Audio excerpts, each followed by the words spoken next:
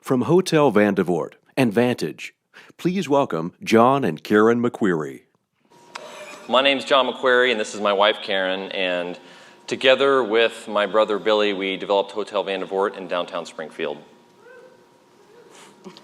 And we did this walking in with no hospitality experience, no knowledge of commercial construction, and at the end of the day, just following a hunch and following our hearts for our city. And the story of Hotel Vandivort really is tied to the story of the family business that my brother and I were part of. That story starts in 1885 in Ash Grove, and my great-great-grandfather opened up a drugstore. It's a picture of him.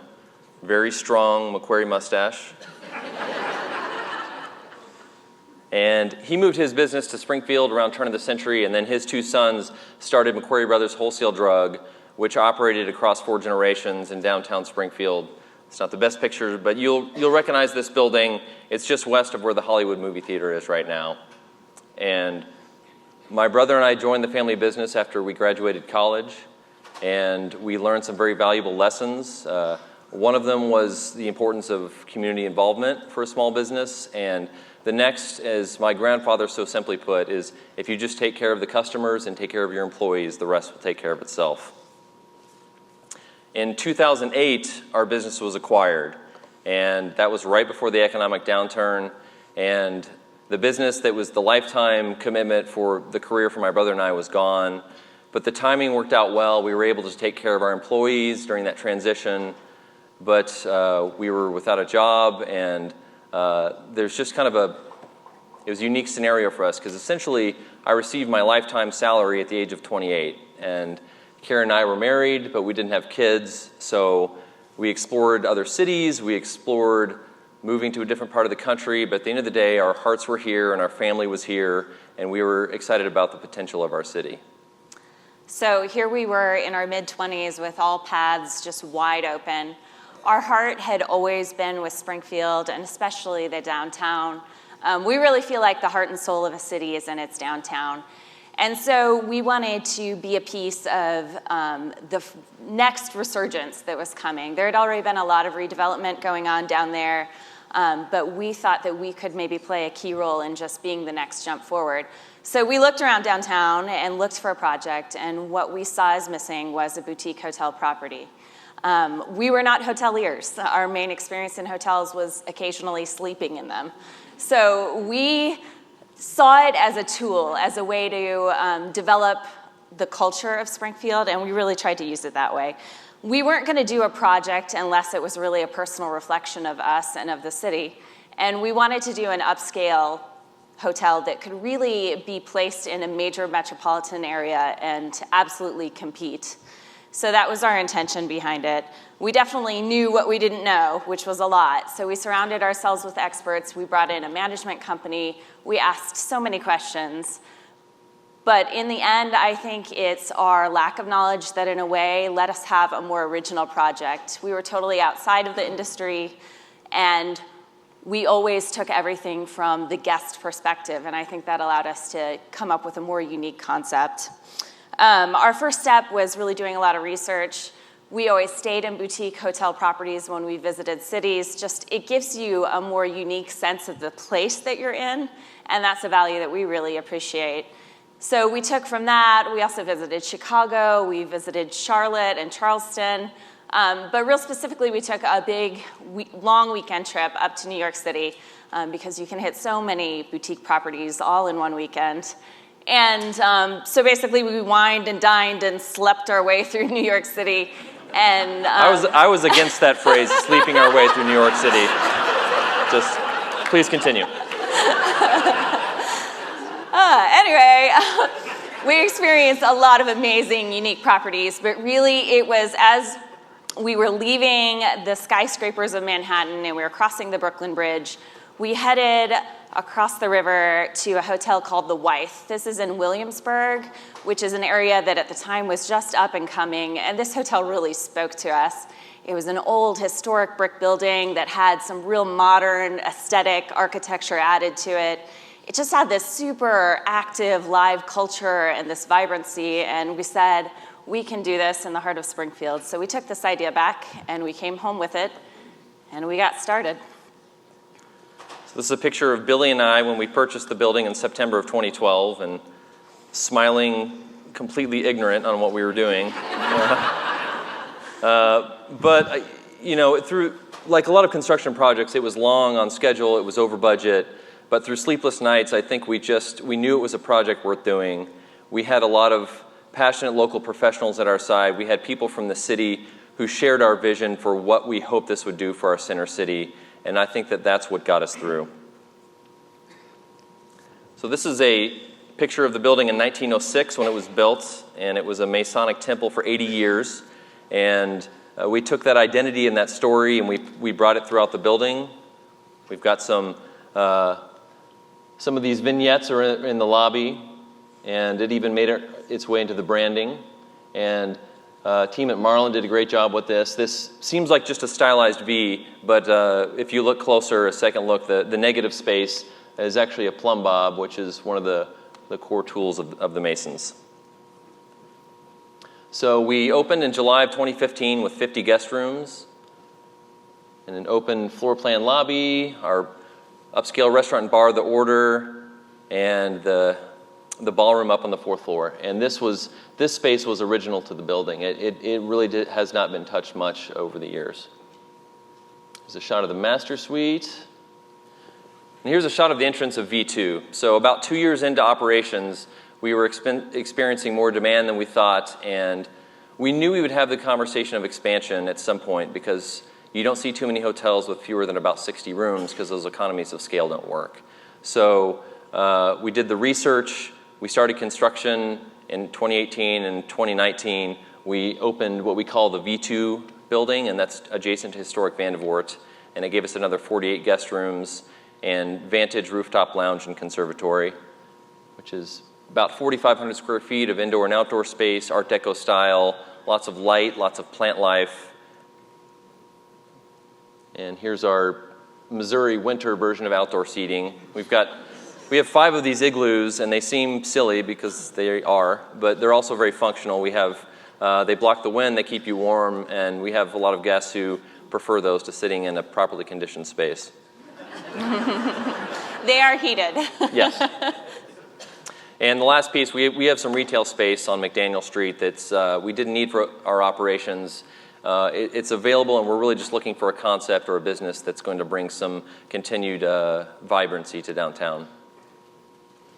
So it was very rewarding for us to see the place come to life and see some of our intentions become real. One of those main intentions was for the lobby especially to be a cultural hub for our center city. And we call it the Springfield's living room. And the goal was to have a place where locals and travelers felt comfortable. And we felt it was very special, that interaction that travelers and locals would have, because that would really give somebody a true sense of where you are. The next was an economic spark. And speaking as a developer, really, when you see somebody take a risk somewhere and take a big swing and find success, that gives you confidence to do the same. One other big piece was showcasing our local talent. We have so much creative talent in this city. One of the unique things we heard is that when people would come into our building for the first time, they say, wow, I don't feel like I'm in Springfield. But the irony of that statement is that lobby is as much Springfield as any other place in the city because it's this distilled version of all of our creative talent. So that's our musicians and the art on the walls and the craftsmen who did the woodwork and the metalwork. All of this comes to light here, and we're able to present this as who we are as a city. And last and possibly most important is our team. We knew that was going to be key. Really, what we wanted to do was find the local passionate people that shared our vision for what we were trying to do. We're very proud of the building we created, but at the end of the day, a hospitality experience comes from the one-on-one interactions, the human interaction, and our team members are the ones that execute that. They're the engine, and anything that we say about we as far as what the hotel has done, it really includes that because, like I said, we're proud of the building, but they're the ones that make it happen day to day. So those were a handful of things we intended to come out of the project, but there were also a whole lot of unexpected outcomes that came out. one of the things that we're really thrilled about is that often we get to play this role of being a recruitment tool for Springfield. So we get the honor of being kind of the first taste that folks have of Springfield, offering them this curated view of our city, showing some of the best there is. And so there's a lot of university systems and hospital systems and corporations that are trying to recruit this top-tier talent, and often those folks will put their recruits up at our hotel. And this is this opportunity for us to show them this experience and say, hey, this is a city where you can envision yourself living.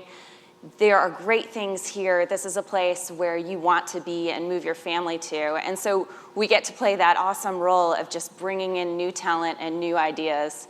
And so we really enjoy that. Another thing we get to do that's really fun is we get to host a lot of celebrities that come through town. Folks who are on tour, who are staying the night here, often we get to host them at Hotel Vandivort. And of course, there's lots of stories, but we'll stay quiet on that. Those folks, have a lot of social media influence, and of course, we want them to come back around next time they're touring. So it's always really an honor if we get to show them a great time, and hopefully they go back to their network of people and share that they had a positive experience. So that's another exciting part of what we do. We also had the chance to put Springfield on the national stage a little bit. In 2016, we flew out to Hollywood, and we were awarded the 2016 Boutique Hotel of the Year from the Boutique Lifestyle Lodging Association. So it was a big deal. Here, you can see we were really excited. So it was a chance for that year of 2016, out of all the boutique properties that came online nationally, they recognized a boutique property in downtown Springfield as being the best of the best. And I think that was a great way for us to put Springfield in the national spotlight, and was exciting for us. We have a lot of stories. It's an industry of stories. Most of them we got to keep quiet, but we decided to share one infamous story. Here's this little video going. There was this gentleman who was very impatient about his girlfriend leaving the bar. So he just comes on in. My favorite part is he didn't have an exit strategy, so he just has to awkwardly walk the bike back out. We're mostly sharing that to shame that gentleman, but please don't try it. The thing that we are most... are we done? The thing that we're most famous for is, of course, the Hotel Vandivort bathroom selfie. This is a movement that no one expected, no one planned. I designed these little bathrooms to be these small, dark spaces with this bright swath of white tile, and I wanted this bright backlit mirror to light up the tile. That was my concept. I saw it installed, and I thought, oh no, this bathroom is so bright. No one wants to go to the bathroom in that glaring light. I was complaining to one of our managers about this, and he brought to my attention that people are taking photos down there and putting them on their social media. And I, like you, thought, what? But I went with it. I went downstairs and took my own selfie. We added the hashtag, and to date, we have over 5,000 Hotel Vandivort bathroom selfie hashtags. And that's only the people who actually hashtagged that long thing. So can you imagine how many photos have actually been taken in there? It's really something we never could have expected, but we love that it's the thing to do when you visit Springfield. It's quirky, it's funny. You can go downstairs any day of the week and you can hear giggling coming from the bathroom. It's just a really fun way for us to just have a quirky little piece of culture here in Springfield. So after our V2 expansion was complete, we stepped back and kind of put our vision back on the city again, and I think we're realizing that Springfield has a few things intrinsically going for it. We have these upscale urban amenities right next to very accessible nature amenities, and pair that with a low cost of living. We're starting to see the trend of millennials moving back home to raise their families and continue their careers. And I think as a city, our focus it needs to continue to be on that quality of life, those place-making things, because that's what's going to bring people back home. It's going to keep our young, bright minds local, and it's going to help attract new business. And I know you guys have been hearing a lot about this today, but we just think that change is in the air. This is Springfield's moment. We're at this turning point. So just as we're looking at the bigger picture, there's just so many things happening right now. Already we have major redevelopment downtown, there's Commercial Street, there's the charming Roundtree, Pickwick, Cherry area, there's Galloway, which is just going crazy right now, and Farmers Park. All of these projects, along with the connecting of Greenway trails, which is such an asset for our city, and the Art Museum master plan. I don't know if you guys have really looked closely at this, but I think this is gonna blow people's minds once it really gets up and going. All these things are happening, and we just have always had this core value. It's a version of what Jeff Houghton says, but make it the place you wanna live. And that's what we try to choose every time. We love Springfield, our heart is here, but we also want more. We want more out of it. But you don't just get to say that. You actually have to act on it and be a part of making it the place you want to live. So we're just a couple of people who had an idea, along with Billy, and we decided to put our means and our efforts towards something that we felt would be impactful for our city, and we really feel like anyone can have a hand in that. So it's just this major moment where where change is snowballing. Snowballs are also falling, but that's beside the point. So I think that I'm in this headspace, and I think a lot of us are, of thinking big about our city, and I've been asking myself two questions. One of those is, as a city, who are we? And next, what's our big idea? And to that first question, who are we? Part of the challenge is we have this identity crisis where we don't even feel like we can own the name of our city. That's a challenge. And to that same question, I teamed up with a group of really talented locals on trying to answer that question of who are we, and we did a lot of research, and we found some unique, I think very ownable pieces of identity for our Springfield, and we turned that into a flag design, and it's been very rewarding to see that connect with people. It's been out there for about 2 years, and I think what we learned was that there wasn't really a shortage of pride in Springfield. There just may have been a lack of a good, unique symbol to express that pride. And the next question is, what's our big idea? And there have been a lot of big ideas put together and executed. We have great momentum, but when I talk about a big idea, I'm talking about a city identity defining type of project. And there have been a few cities around the Midwest that have done this. One example would be Tulsa with the Gathering Place, just been around for a couple years. And this is a massive, it's 65 acres of natural amenities and parks, and it's right next to the river, and this is really shaping the trajectory, laying that out there for Tulsa. Similarly, we've got San Antonio. They have a river walk that's about 5 miles of waterways right through the middle of their downtown, and a lot of it was new construction and with a focus on this placemaking, and this is just something that the locals, everybody just owns this. This is a piece of their identity now, and this is a huge part of what San Antonio is. And I know we're all familiar with this icon, and I know it probably seems a little bit out of scale and out of place for Springfield, and it probably is, but 60 years ago, this thing didn't exist, and now you can't think of this St. Louis without the arch. And I don't think that they could ever trace the amount of economic and intangible benefits that they have received over 2 generations of having the arch in St. Louis. So we just feel like it's Springfield's big idea moment. There's 3 projects, and I know you guys are probably familiar with them, but 3 projects coming online right now. There's the Grant Avenue Parkway, which is going to connect 2 major areas of our city and bring life through this struggling area. There's the daylighting of Jordan Creek, which is really an answer to a flooding issue, but it's this amazing opportunity to bring this activated waterway through our downtown. Alongside that is Idea Commons, which is just going to be an amazing development that's already in the works. And then there's West Meadows. This is an area where there's been a couple of brownfield cleanups. They're still doing land acquisition. There's a greenway trail being developed for this area.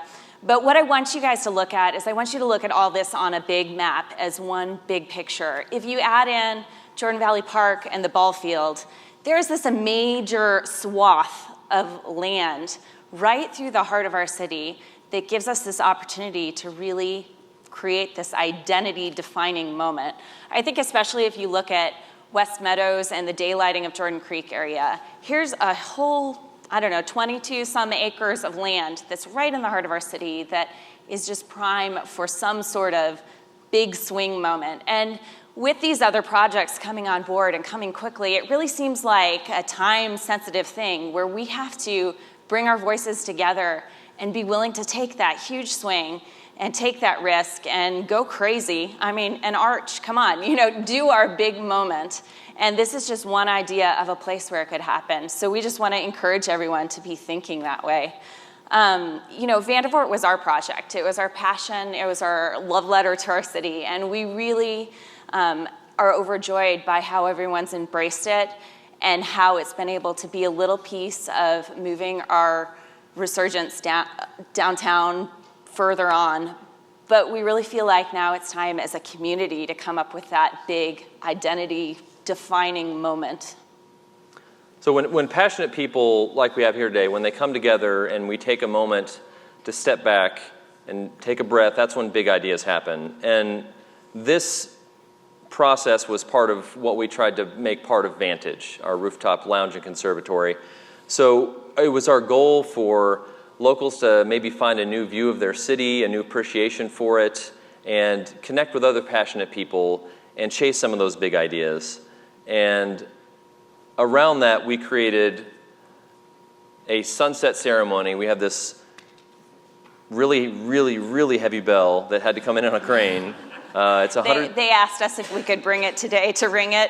I don't think they realized. No. It's 171 years old, and it's this big bronze behemoth, and we ring it every day at sunset. And really, our hope is that it encourages people to just take a moment and appreciate the everyday, appreciate where our city is now, but also be looking forward to some of those big ideas. So just as a room full of big idea people, of thinkers, we take pride in how far we've come, what an amazing city we have, but we all need to take this moment and really swing for the fences. Let's go big. So we were just going to close out with our toast that we ring the bell and say this toast each evening to close out the night. Toll the bell and raise a glass. The sun has gone from view. On this higher ground, may joy abound as we see our world anew. Cheers. Thank you, guys.